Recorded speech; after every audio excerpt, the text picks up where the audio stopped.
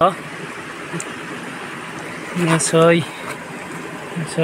यो एउटा ठुलो लागेको छ है यो रुबेन ओइ आज खोला आएको यहाँ जाल हाल्नु लागि त जाल यस्तो छ।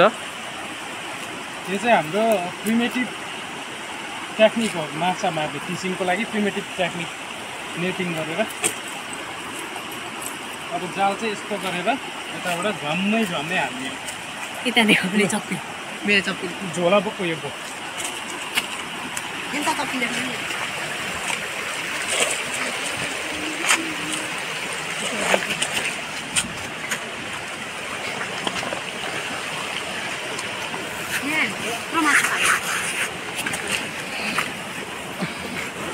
उता पनि जान्छ सेतोमा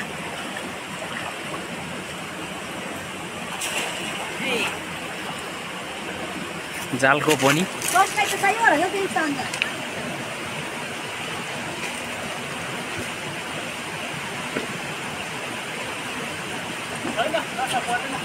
परेन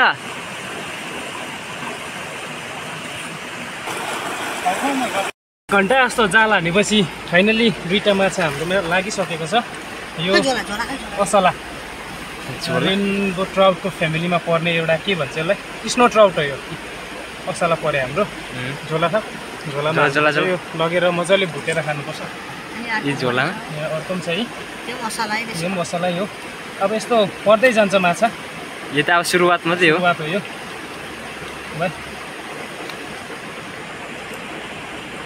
त्यहाँ अझै फेरि यस्तो जालबाट निकाल्दै साह्रो पर्छ।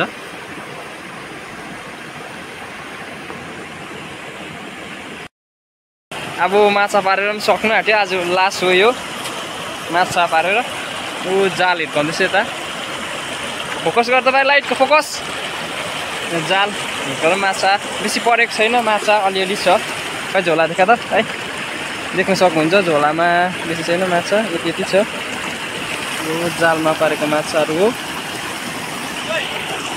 यता छ बुबु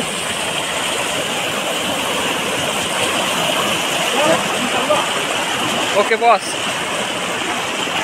फोकस गर्नु यहाँ फोकस लाइट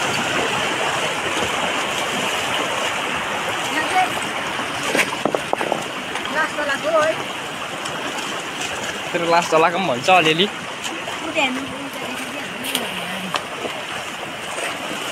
यहाँनिर हुन्छ माछाको हटिनुको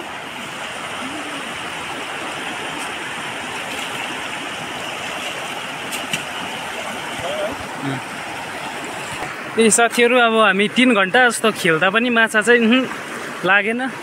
अब हामी यो बाटो उकालो छ बाटो अँधेरो त्यो बाटो जाने माछा लागेन भन्दै यस्तो मसिनो अलिअलि लाग्यो ठुल्ठुलो पनि छ। यहाँ छ है यो एउटा ठुलो लागेको छ है यो 1 केजी जस्तो मात्रै माछा मरेछ आज अलिक दुःख चाहिँ भयो